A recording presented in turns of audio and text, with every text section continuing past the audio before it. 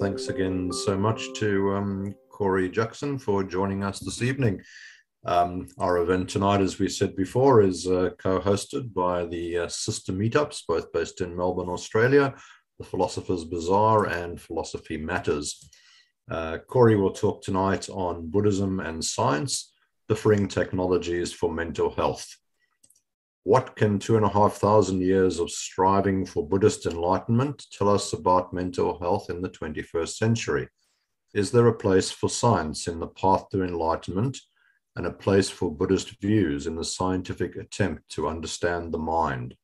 In this session, Corey will discuss why Buddhists still get angry, why psychology can't cure anxiety or depression, and how to strive for long-term mental health while still reaping short-term rewards. A little about our speaker. Corey Jackson is a PhD candidate researching the underlying causes of anxiety, depression, and emotional dysfunction. His research is the culmination of a degree in psychology and Sanskrit, plus more than 20 years studying and translating Buddhist philosophy from Tibetan to English. Comfortable in a research lab or mountain monastery, Corey's work and research sits at the intersection of scientific and contemplative tradition. These days, he works as a meditation teacher, emotion and stress management coach. Before any of this, he was a jazz pianist in Toronto, Canada. We'd like to warmly welcome Corey and invite you to present, followed by some Q&A. There may or may not be questions about offering a recital this evening. That's up to the audience. Thank you, Corey. All right, no worries. Thank you, Akiva and everyone. Well, it's funny to hear that stuff read out to me because it's sort of like, it's basically promotional material that I've written at some point in the deep, distant past. Yeah, it's added extra level of pressure. So, yeah, well, what I have here is basically a synthesis of a larger program. I've just finished a 6-part series, so I have 9 hours worth of material, and we ran out of time, to really flesh it out, to be honest. So what I plan to do is get through, sort of go fairly quickly through a few concepts and ideas, in the hope that maybe, that you might have some questions about it. So rather than deep dive into one aspect, I thought I might just give you a few different approaches, and then if you have some other questions, we can, sort of flesh that out more. If not, I have plenty of material. So let me just share my screen. Oh, I should also say that I don't really have an agenda. Like usually when I'm presenting, I have like all sorts of agendas, depending on what I want from a crowd. Tonight is just kind of, it's a bit random. I happen to know Will for some time. We both live up here on the Sunshine Coast, and he asked me to come along, and I just sort of said yes. So I don't, I'm not here to sort of, I guess if I had to have an agenda, it would be that if some of this, you find some of this interesting, or you think that maybe some of this might even help, if you like, yourself or people then maybe just investigate further. That would be the extent of it. So let's have a look. I will share my screen. So I already got a little introduction from Akiva, so I'll just, again, go through this fairly quickly. It's true, I was a musician, mostly I actually started in Brisbane, but I moved to Canada. And while I was in Toronto, I really wanted to learn. I was looking for a secret weapon. I needed more gigs. I wanted to make more money, play piano better. And I was in the middle of a performance degree, and I thought paying attention might help. If I could pay better attention, then my time would be better spent, And so I poked around and I looked into different approaches, some psychological, some a little bit weird, to be honest. But there's a lot of Tibetans in Toronto, and I went to hear what they had to say, and I tried out what they were suggesting, just in terms of training my attention. I wasn't really interested in Buddhist stuff very much. And I was really sort of interested that as I put into practice what they were saying, I saw all these other benefits. So like I started to, have like emotion regulation, and these, I had anxiety issues at the time that kind of dialed right down, and all this sort of stuff. So I got really interested. And so got so interested, I took off to India. I was in India for about 6 years, where I learned to speak, read, and write Tibetan. When I came back to Australia, I started translating for teachers who were here, mostly lectures, sometimes written, but mostly, spoken lectures and interviews. Then I went to Sydney Uni. I did a degree in Sanskrit psychology, and now I'm up here on the Sunshine Coast, researching a lot of how this intersection, which is what this talk is about, of how can you, or even can you, use traditional meditation techniques taken straight out of the Buddhist tradition, the Tibetan in particular, and apply them to emotions and emotion dysregulation and so on, which are at the root of these mood disorders like anxiety and depression. So it's, my whole work is very much around this kind of I move a lot in this kind of space where there's an overlap between Buddhism and science.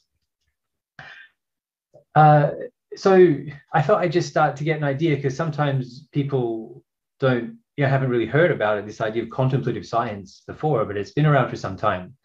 And in fact, really the person who kicked it off was the Dalai Lama, who in the 80s, after he'd won the Nobel Peace Prize, was quite famous, and he was really interested in science, and he realized that he could just hold conferences and invite these scientists who are at the top of their fields, and they would come and have these discussions. And so I'll talk more about that in a moment, but those discussions evolved over time into big worldwide projects that are going on now. And in his presentation of how you would interact, I mean, I can go back to this. I guess some of you are probably interested in this idea that he says, suppose something's definitely proven through scientific investigation that it conflicts with Buddhism, then we have to accept. And what you'll see here is it's kind of a clever statement because there are these things that he's taken on. So there are Buddhist texts that say that, the earth's at the center and that it's flat and all these kinds of things that, we know not to be true. And he's changed them. So sort of those sorts of things in terms of Buddhist psychology and these things that Buddhism is actually all about, right? Which is about sort of removing suffering and so on. Then it's not whether the earth is flat, round, or oblong. It doesn't really matter. So those sorts of things have been taken on board, no problem. But some of the fundamental assertions of Buddhism, as you'll see, are problematic because science can't get at them one way or another, which is what we'll have a look at. So there are these three dimensions that he often talks about. There's scientific, which sometimes you'd hear this called psychological, like Buddhist psychology. And there are these claims about how we interact with the world. It's pretty easy to test them, if you have the time and the interest. There's a philosophical dimension. This is, this sort of truths about reality, if you like. This is where quantum physics maps onto a lot of Buddhist thought quite neatly. And then there's this other religious dimension, which in some time in the future could be looked at scientifically, but for the time being, it's not. It's problematic, and we'll go into why in a moment. But these first two, not. And there's no reason that these two dimensions can't be part of an everyday discussion about, say, mental health, for example, even politics or so on. Anyway, that's what we'll talk about. Now, so I mentioned these Mind and Life conferences. That's what they were called back in the 80s. And at this time, they became annual. So every year there were scientists coming to India mostly, and they would talk about anything from physics, emotions, all sorts of different things. There was always different topics. And in fact, the year 2000, there was one called Destructive Emotions, which is a book by Daniel Goleman that's bestseller in New York Times and so on, and is worth a look if you're interested in this sort of crossover in terms of how emotions work, which is a lot of the work I do, of course. And so their mission statement used to be, so that those conferences evolved into the Mind and Life Institute. It was housed at MIT for a long time in the US. It did move, and I'm actually not sure where, but it's got a mind of its own, if you pardon the pun. Like, it's really taken off. There's a Mind and Life Europe. There was a Mind and Life Asia conference tour sometime pre-pandemic that didn't come to Australia. And so this idea of contemplative science, where there's some mix between contemplative traditions and scientific inquiry, is kind of old news. It's been around a long time. It's very well established. There's tens of millions of dollars of funding into these sorts of research worldwide, and really big projects as well. And in the beginning, this is interesting though, it's evolved, and the Mind and Life Institute, this was their mission, part of their mission statement a while back, which was supporting the integration of first-person inquiry through meditation and contemplative practices into traditional scientific methodology. So I found this interesting because that's really controversial in a lot of scientific materialist sort of positions. But it's really admirable in a lot of ways too, to figure out how to get these two together. Anyway, recently, as I had to present this series on Buddhism and science, I went back to try to find that mission statement on their website, and I discovered it's changed. They've actually eliminated this idea. They've reneged, I'll use the word. And now they're talking about bringing science and contemplative wisdom together to better understand the mind and create positive change and so on. But actually, there's nothing in there about really taking the core elements of contemplative practice, whether it's from Christian, Sufi, Buddhist, or wherever it's from, taking those contemplative understandings and approaches and technology and so on and using them, which is disappointing, but that's just part of the world we live in. There is another group who founded by one of the founders of the Mind and Life Institute. His name's Alan Wallace, who's a close teacher of mine. And they've set up a worldwide organization, which is, it says here, to provide ideal conditions for contemplatives, scientists, and philosophers to fathom consciousness and re-envision global flourishing. That's a very the pictures there are there's a center already up and running in Crestone, Colorado, people in long-term retreat. So these people are going to be like full-time. These are professional meditators. They're in retreat full-time for years at a time. There's land already bought in New Zealand, so there's a South Pacific version coming. We're fundraising now for to actually build retreat cabins and scientific research infrastructure and so on. That's in its infancy, and there are others, another one in Italy and so on, coming around. And here's their mission and vision: a conducive environment that for practice, basically meditative practice. Ideal conditions for expert meditators. This is you can hear the scientific language already. The ideal conditions for expert meditators to make replicable discoveries about the nature and potentials of consciousness, and importantly, the opportunity for collaborative research with scientists and philosophers. So this is kind of an exciting project. I only mention it because if you're interested in this sort of thing, these are a couple of organizations I think you should probably look into and get on their mailing list and get some information from them. Their mission and vision, and this is for the Crestone group, this is for the Contemplative Research Center. The spirit of radical empiricism, challenging unquestioned assumptions. You'll see what some of those are soon. We seek to discover the deepest sources of mental health, well-being, and environmental flourishing, grounded in ancient principles of nonviolence and compassion, and to share that knowledge with the world. And so this, in full disclosure, this organization have two main research thrusts at the moment, like sort of branches. One is very much about the long-term meditators, and that's coming through. The other one is called the Mental Balance Initiative, which is more about what we call eudaimonia, this sort of idea of kind of genuine happiness, flourishing. It has all sorts of words, and defining it, operationalizing it, developing interventions that will support it, and so on. So it's a very secular side of things, although it draws a lot on contemplative traditions. And that's a really big organization with a lot of researchers. And I'm dabbling with them at the moment. I'm a bit busy with my PhD, but that's part of what I'm working on. Okay, so I hope that's maybe some things that are helpful. Those of you who find this interesting, there are some sources, and of course, you can get in touch with me if you're interested in knowing more about what we're going to talk about. So let's have a look. I often say that Buddhism and science have a lot in common in terms of the way their broader methodology. And when people talk about the two, it's usually done from a very scientific position. It's like scientists talking about what we can learn by studying people who, a little bit, and which is useful, but it's not very collaborative, if you know. Like actually, it's the science, and I think it's fair to say, have not shown a great interest in maybe the discoveries and technology that contemplatives use. They're just more interested in, neurocorrelates and maybe questionnaires that dial down emotional dysfunction and dysregulation and these sorts of things, which are important and frankly is what I'm doing in my research. But there's a whole other realm here. There's a whole other sort of body of knowledge that exists within contemplative traditions that science hasn't really tapped into very much or shown a great deal of interest in, if I'm honest. And there is There is one researcher whose name just escapes me because I wasn't going to talk about her, but she's a great example.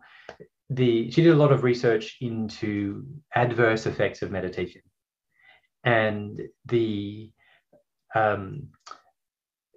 how her research came about. And so I have not paid much attention to it, because whenever I see it in the mainstream media, it's always clickbait, the dark side of mindfulness and all this stuff that just, there's a lot of reasons why it's really pointless paying attention to it. But when I actually heard her speak, and she told the history of it, she had done, as part of her PhD, and she was a neuroscientist, she was investigating some certain effects on long-term meditators, and found that their neural activity was higher than she thought it should be. She found they slept much less. She had a sleep lab. They slept much less than non-meditators and so on. And she was so confused that she didn't publish the data at first. And so she went and started speaking to meditation teachers and saying, well, this is weird because here's what happened. And the meditation teachers across the board, I would have said, well, they said to her, yeah, of course, people who meditate a lot don't sleep as much because you don't need to. And people who in long-term retreat, even, I can, tell you, even just a few weeks retreat, full time, you simply don't need to sleep as much for a variety of reasons. And so what this researcher, I'm gonna have to find her name, what this researcher sort of came around to is, well, what other knowledge are these people sitting on that we don't know? And she's had a real push to find out, or unlock, if you like, some of these kind of artifacts of contemplatives that haven't been investigated much from a scientific side. So it's a really exciting sort of aspect of what's going on out there in terms of these dialogues. And it's sort of a breakthrough in as much as it's actually science trying to extract some knowledge and understanding from the contemplative side, rather than just sort of run rats through mazes, which is kind of how a lot of meditators feel when they engage in scientific studies. You're just a sort of subject. Okay, so the point of all that is that what I'm presenting here is, a combination, or how science and Buddhism are kind of interacting, but very much from a contemplative side, because it's a bias that needs correcting. So that's where I'm headed from, and so that's why I would like to talk here about the way we treat phenomena in Buddhism. Well, there's lots of ways, but here's one way we treat phenomena in Buddhism that maps nicely onto a scientific method. I'll give you some examples. We have the first type of phenomena called extremely hidden. And this is a type of phenomena, and it's basically a belief based on the testimony of a valid source. So I'll give you these examples. Then that particular fact, or that particular belief, if you get enough logic, reasoning, enough understanding behind it, it becomes what we call hidden or slightly hidden phenomena, which is that I haven't accessed it directly, I can't perceive it, but it's an inferential cognition, we say. Actually, I can infer, I'm confident that it's right based on reasons and logic.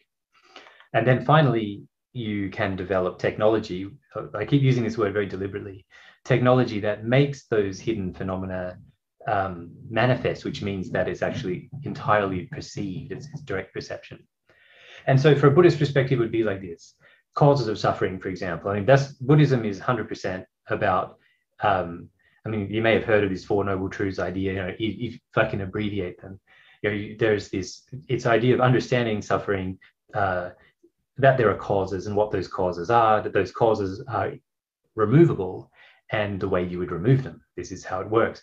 So things like the causes of suffering, karma, rebirth, these sorts of things, extremely hidden. There's no way you can sort of know. So you would kind of just have people you have confidence in tell you this, or read it in books and say, okay, I'll believe it. But it's pretty much, what we call extremely hidden. But there are certainly lots of philosophy, lots of text, lots of logical reasonings that can support the ideas. And so when you have that, you do a bit of study, reading, meditation comes into this as well. There are certain types of meditation coming to this as well. Then through that analysis, you say, actually, logically, it makes more sense maybe that this is true than it's not true. Then over time, there's actually technology you would develop. I'd call it contemplative technology, where you can perceive it directly. And you go, oh yeah, right, it's true, or it's not. And it's nicely, it maps well on to, say, historically in science. If you take a Ptolemaic model of the solar system, for example, right, then what we have is the Earth at the center of the solar system and everything else is going around it. Why? Because a valid source, i.e. the Bible, tells us it's like this, right? And, make no mistake, science came out of this. Science was Western science was developed by theologians who were Christians and trying to affirm Christian beliefs. And so you're told this, okay, so you've got this extremely hidden phenomenon, which is the setup of the solar system, And with that setup of the solar system, we think, the Earth's in the center because that's what I'm told. Investigate that for a little bit, and there's all sorts of anomalies, and it doesn't matter how many times you come up, attempt to account for these anomalies, it's really problematic. And so what we end up with eventually is, of course, Copernicus shows up and mathematically figures it out. He's like, the whole thing makes sense if only the sun's at the center and the Earth's going around. So now all of a sudden, the makeup of the solar system is what we would call slightly hidden phenomena, which is that it's pretty clear that's right because we can, you can do the math, right? But I can't see it, I can't prove it. And what you would mostly what will take manifest phenomena into this domain of perceivable into manifest phenomena is technology. So in this case, we have Galileo. So Galileo shows up, looks at what's come before him, pretty confident that Copernicus is right. And what he does is this: he develops an 8-powered telescope, and with this telescope, he can see the moons of Jupiter in orbit, etc., etc. Many of you would know the story better than me, probably. And it's through the development of this technology that he perceives for himself that, here's how it works. I got the evidence. And not only that, but he can tell other people how to build a telescope. He can have other people look through the telescope. You can replicate these discoveries. And so, now it's not very controversial in most cases that that's how it works. Sun's at the center, and we're on this elliptical orbit around the sun. Okay, so this is really important way of thinking in Buddhism. You've got, even though you have these, you're told these things that you're kind of just encouraged to believe in a way. You're only encouraged to believe them in order to test it as a hypothesis. There's no blind faith. So, and here's where, so these two things, I gave you two examples, a Buddhist side and a scientific sort of example of how you would bring these extremely hidden phenomena into this realm of perceivable things, understandable by your own perception. And in both cases, for both, the Buddhism and science, it's done by observing the phenomena that you're trying to understand. So this is a really important part for us, that in order to science and Buddhism both, you want to understand the phenomena from a Buddhist perspective. It's like you want to understand it because it's a way to reduce any dis-ease, any sort of, let's just call it suffering, mental distress, and in order to be of more benefit to your community and the people around you, of course. And you do that by observing how it works, how suffering works, and if there are causes I can remove and so on. So with that in mind, Buddhism really has never taken much of an interest in the outside world. The technologies that were developed, the understandings that were developed were not really about, how far is the sun from the earth and is the earth going around? They really don't feature very heavily. And likewise, for a variety of reasons, we're at this point now, after 400 years of science and let's say 130 years of psychology, that we still have no scientific technology that can directly observe the mind or mental states. This is the situation we're in.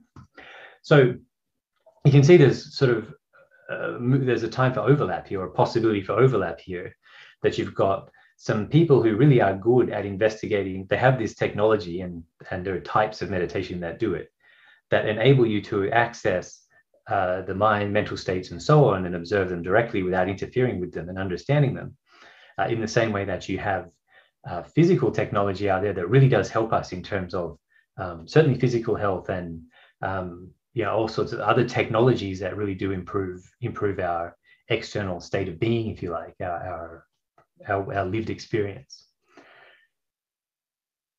the problem, of course, well, we'll come to some of the problems, but here's where we're at. And I already know what some of you are thinking. No, fMRIs and EEGs and all this stuff, but none of those things observe mind or mental states.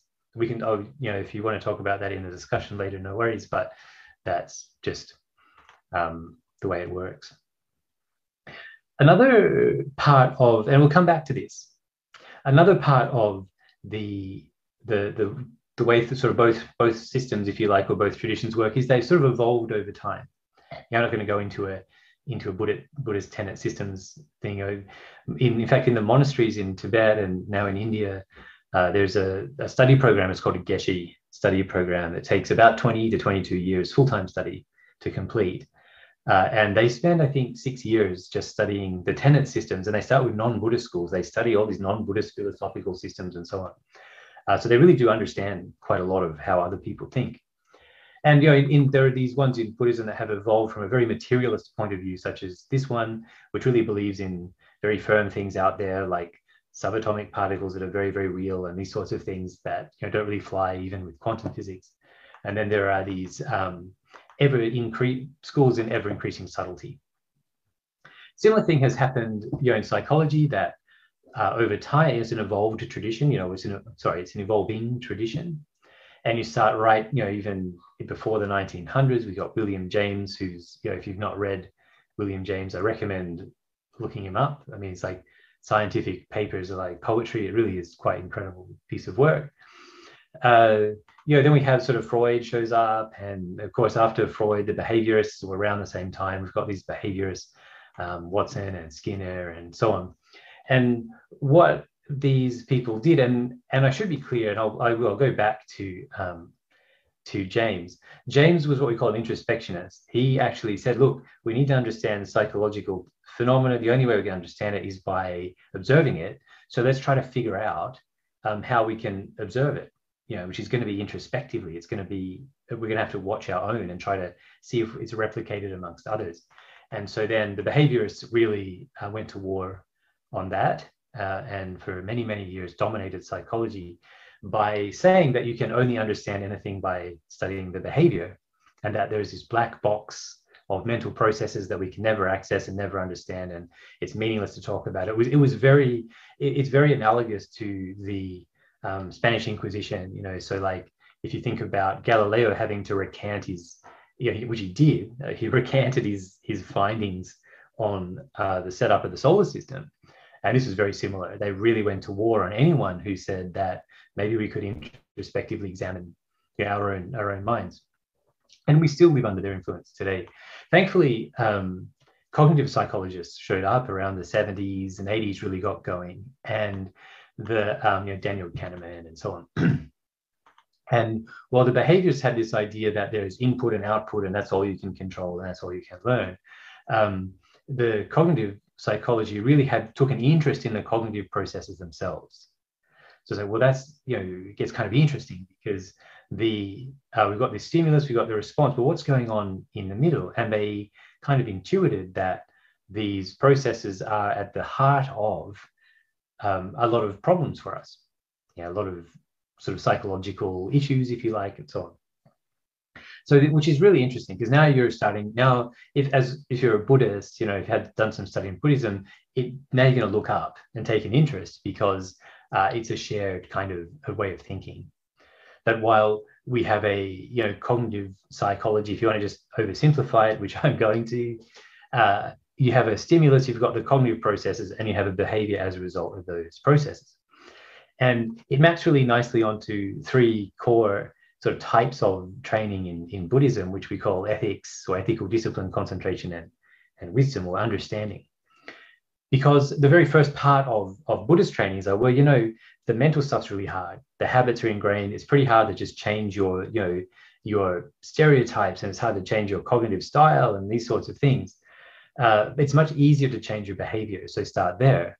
And so you get people just, not killing, not stealing, these sorts of really, I want to say generic, because a lot of traditions will have these same ideas, just to agree to reel your behavior in. And it's said that having your behavior kind of a little bit under control, then you're in a position to start to develop concentration. And the concentration is what we would call concentration is to mental states what Galileo's telescope was to the moons of Jupiter. This is the technology that allows us to examine the mind and mental states arising in there. It's through concentration. It's like having higher levels of concentration cuts through that atmospheric distortion of all our preconceptions and so on, in able to examine it correctly. Then once you have that technology, just as you might have a telescope or even a microscope, and then in order to use it, you need to test hypotheses, right? That's what a molecular biologist or an astronomer will do. Then it's the same here. In a contemplative tradition, certainly the Buddhist, you use that concentration to start testing hypotheses. So the mind is like this, mental things happen like this. Suffering arises from this, happiness arises from this, and you test them out. And so that's how these things all kind of they fit together. So when I was just playing around with it a few weeks ago, this stimulus, cognitive processes, behavior thing, and it just dawned on me that actually that's they really work quite nicely in conjunction with a Buddhist point of view. And most importantly is here that it's this interpretation, if you like, between encountering a stimuli and processing that mentally, cognitively, where the problems arise. And so this is like right on now. Like I say, Buddhism and psychology are right on the same page now, because we agree that this is sort of the issue. This is the interesting part, and it's really uncontroversial. If within neuroscience and cognitive psychology, Buddhism, there's an overwhelming consensus that we never really examine or accurately process all the objects in the outside world, that all we ever get is our own interpretation of that. So there's what's presented to my senses, if you like, and then there's my interpretation of that. And that's all I ever operate on, is exactly that, is my interpretation. And then, so the question sort of arises then, well, how close is my interpretation to the real thing? This is an important question. What sort of interpretations are helpful and what sort of interpretations are harmful is another important question. So, and is the interpretation itself malleable? Can I make changes? So these are the sorts of questions that cognitive psychology, neuroscience, Buddhists, we're all interested in. But we have different methodology to try to examine them. And of course, only the contemplative traditions have the technology to examine them directly. Science has no technology with which they can examine the mind or mental states. So it's problematic. I sometimes play around with this. I don't want to take too much time on it. These idea of cognitive biases are really common if you just read those out loud to yourself. Those sentences, if I remove a word from each of them and you read them again, some of you will have got it, but some of you wouldn't. That the mind really does just make up a lot of our reality. It's that interpretation, but it kind of the mind, in this case, the brain is predictive. Your reality is built on what the brain expects to have happen based on prior experience. And there's other ways you can sort of play around with this. I think maybe there's called a Stroop effect. Maybe you can, I'll give you a chance. In a moment, I'm going to put some words up and I'll just give you I'll give you a minute or so. And here's the task. The task is to just is to say the font. So here's a test. In this case, you would say red, orange, blue, purple for the first line. And for the second line, you would say red, purple, blue, orange. Okay. And if I just have a go at it, I was just briefly at home, just give me the color of the font.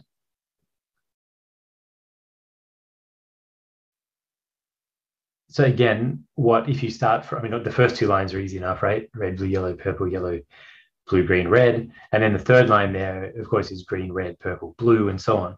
And what most of you will have found is that you sort of really slow down trying to say that. Again, this is because we have these cognitive biases that we've learned to read words rather than be interested in the color of them, because it's the things that are the most important to us, that we've been told are the most important things, get priority, and they get processed more quickly. The brain sets up faster neural networks, and it's really hard to enact what we call second order, third order responses, because we have all these habits. And so psychology has some really clever, fun ways of explaining or examining different aspects of these cognitive biases that we're talking about. And backtest is another one.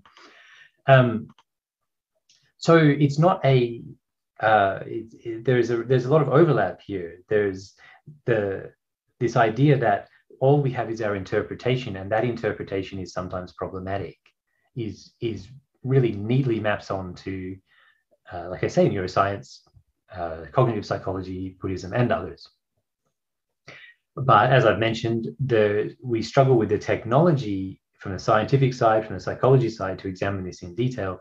So, but it's not like they haven't tried, and it's not like they're not coming up. They are coming up with really, really clever and quite subtle ways of examining it. I just burned through a few examples there. So it's a like there's an ongoing kind of effort on all sides. It's just that one side, in this case, the scientific side, is lacking the technology. So I'd like to really briefly go through how this technology looks, or what it looks like, and when you look at this word meditation. So if you remember now, I'm talking about contemplative technology. That is technology that brings things from slightly hidden to manifest phenomena that you can perceive directly. And you need technology to do it. That technology is meditation. In, say, Sanskrit and Tibetan and Pali, these sorts of source languages in Buddhism, then the word that we translate as meditation translates much more accurately as cultivation or familiarization.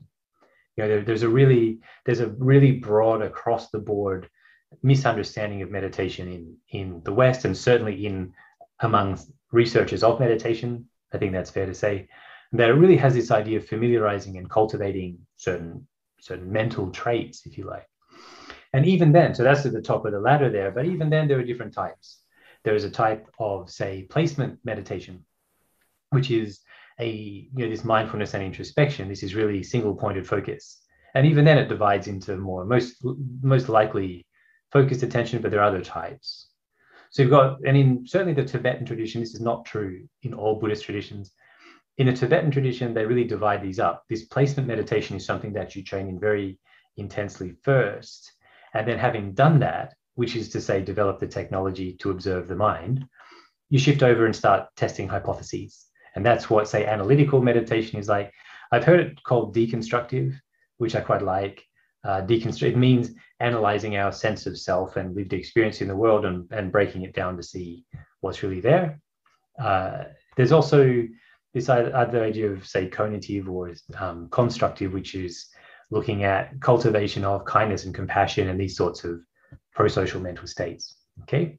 So this is how it sort of looks. If you're looking for a suite of technologies that one might use in order to sort of make a push for controlling your own mental health, for example, which is what Buddhism is all about, then here they are.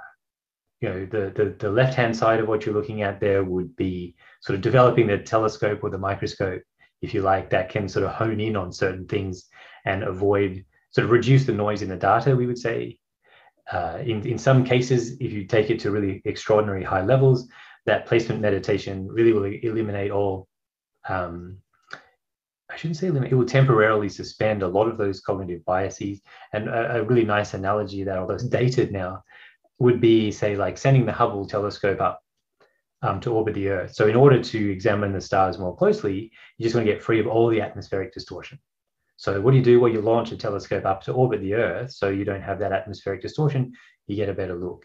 And that's a really good analogy to what a lot of these meditation practices or meditation technology is for, is to be able to really focus and not get caught up and sucked into all these biases and so on, which are much of our lived experience. And then having done that, you shift over to this sort of discursive side where you start doing these analytical meditations and so on, which are testing hypotheses about how you exist in relation to others, and so on. This is pretty complicated, high-end philosophy we don't really have time for. Okay, so I like to come back to, because there's one really glaring omission here. There is one really serious issue that is going to be uncomfortable, and I don't want to harp on about it because I don't, like I said, I'm not here, I don't have any real agenda, but I would like to point out So a couple of things. To come back to William James. So William James got really interested in the brain. This is a pre-neuroscience. And he came up with 3 hypotheses about how it works. The brain produces thoughts the way an electric current produces light. Here's one. The brain enables, probably the kind of most poetic, interesting one is this one. The brain enables or permits mental events as a trigger of a crossbow releases an arrow by removing the obstacle that holds the string, which is just, this guy was a thinker. And finally, we have this, the brain transmits thoughts as a prism transmits light, refracting it into a spectrum of colors, in which case, of course, the brain comes after the mind, which is an interesting hypothesis. Okay. If you put it into this way of thinking, right, this idea of types of phenomena, well, you can go with the sort of first option. Say, okay, consciousness and mental disorders and so on arise from the brain. Okay, so that's extremely hidden, valid of a testimony of a valid source, I should say, in this case, neuroscientists, of course. And so you think, well, how might I know? How might I know if this is true or not? And you think, well, one evidence, but it's not very conclusive, would be pharmacological sort of solutions to depression and anxiety and so on. But it's not very conclusive. In fact, the pharmacology itself gives reason to think that is not true for a variety of reasons, which we can come to in a moment. And then, of course, even if you do come to the conclusion, well, consciousness is definitely arising from the brain, everything's coming out of the brain, the pharmacology is good enough, even then, you can't quite bring it into this manifest realm because there's no technology to test those assumptions, which is problematic. Okay. There's a bigger problem, of course, that there's no real interest in testing them, certainly not in neuroscience. And what we end up with is basically the field of psychology and neuroscience sort of mostly operating on untested belief, which is where we're at. And I want to stop and pause and say, even though that's the case, they're doing all sorts of great stuff. So I'm not sort of, it sounds harsher than it really needs to be. That, you know, in the meantime, people are really getting benefit from all sorts of solutions, including pharmacology, in relation to all sorts of mental distress. But it's kind of almost as good as it gets. We're not going to get much further unless we really understand what's going on and what the source of these cognitive styles, the source of these mental activity actually comes from. And one of in terms of this hypothesis of perhaps the brain refracts the mental activity the way a prism reflects, that is to say, that kind of mediates consciousness from somewhere else through the brain into the world and from the world through the brain to something else, i.e. the mind, then the most common sort of response, certainly from neuroscientists, is, well, no, because non-physical things can't affect physical things. Which, you know, I'm not going to go into it, but if you're familiar with the double slit experiment and all these sorts of things, then the fact is that isn't true. And in fact, it's high school science now that non-physical things do affect physical things. And it's not even worth arguing about, because if neuroscientists should basically just pick up the phone and call the physics department, and then we could be done with it. There's a really wonderful TED talk by Donald Hoffman, who himself is a neuroscientist, who says himself, you know, just to finish it up, there says, those insights are out there for us to use, and yet my field, that is neuroscience, says, we'll stick with Newton, thank you, we'll stay 300 years behind in our physics. So this Do We See Realities is a TED talk I would highly recommend checking out. I have a lot of time for this guy. There's some other really interesting people who've said that. Galileo, I came across this recently. Useful as it is under everyday circumstances to say the world exists out there independent of us, that view can no longer be upheld. There's a strange sense in which this is a participatory universe. Sorry, this is John. I'm reading the wrong thing. Isn't that interesting?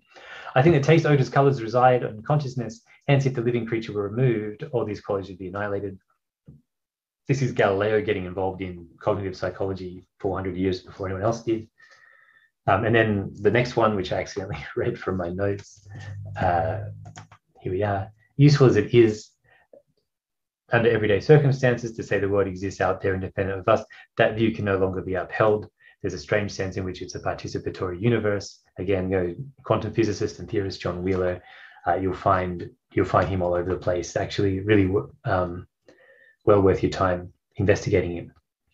So here's basically where we're at, that we're kind of in a situation where we do understand that as our interpretation of the world around us is causing us difficulties and problems. It's causing unhappiness, it's causing depression, it's causing anxiety, it's causing conflict between neighbors and nation states, actually. And we don't have the technology to examine it in order to understand it better and maybe kind of bring about some kind of revolution in the mind sciences, which has never happened, basically. You know, we've had these revolutions in, say, Galileo is in terms of science. You got Galileo's revolution in science. Darwin, a revolution, you know, in science. Quantum physics, revolution, or theory of relativity, if we back up a bit. These are like real revolutions in science. And the mind science is yet to have any of these sorts of revolutions that really kind of bring it in, you know, like sort of rewrite how we think about our mind and our mental states. So I think that's probably close to enough. I do have some more. If people are interested, we can come back to say how sort of the DSM, how psychology is dealing with this. So I'm happy to talk about that.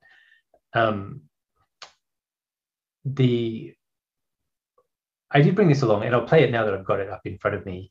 It's a nice little piece that kind of demonstrates this idea about how we are not just sort of taking in the world out there and sort of correctly sort of perceiving it and accessing it, that in actual fact, there's this predictive element to what's happening in our whole reality. And to some degree, a large degree, we're sort of making it up, if you like, based on our prior experience, that our whole world is interpreted. Right? As I said, this is really uncontroversial in lots of philosophy and neuroscience and so on, but our whole world is interpreted, and that it's that type of interpretation that is at the cause of difficulties and some of our suffering. And so then what I'd like to finish with this then is to talk really finally in terms of mental health, which is, you know, the area that I move in, is why some of this is so important, or why, you know, for me, I find so much of this so important, is because in terms of, we've been using for a long time using a medical model to try to understand mental health, and it hasn't worked, and it's not working. And that's because the system works like this. If you have let's say in the 80s, those of us are old enough to remember this, you know, when AIDS first appeared, then what we had is an autoimmune deficiency syndrome. What that means, what this word syndrome means, and there might be some healthcare professionals here, so yes, I'm oversimplifying.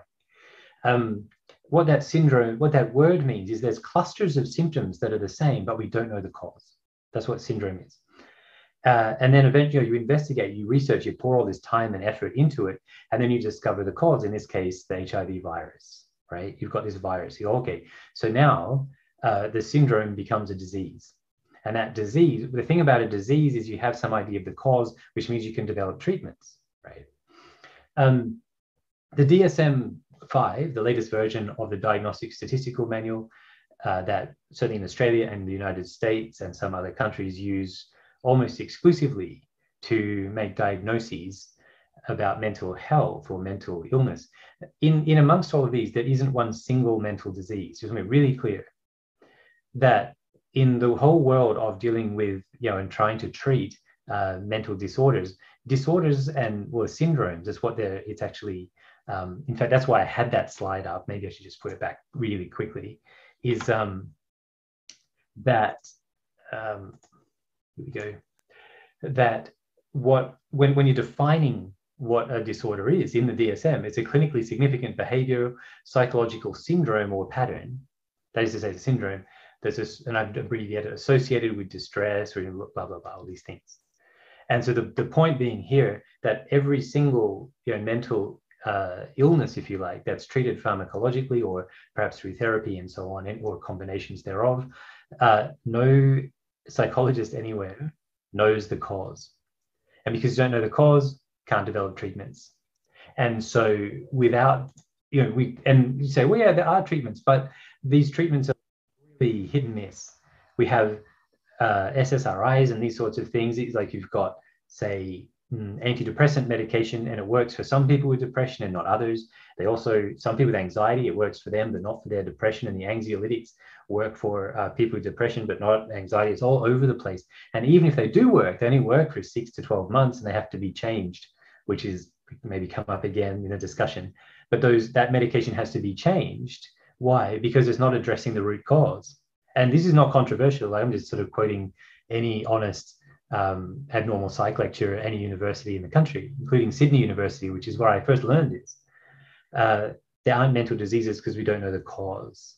So it's possible, I'm putting it out there, that perhaps we're looking in the wrong place.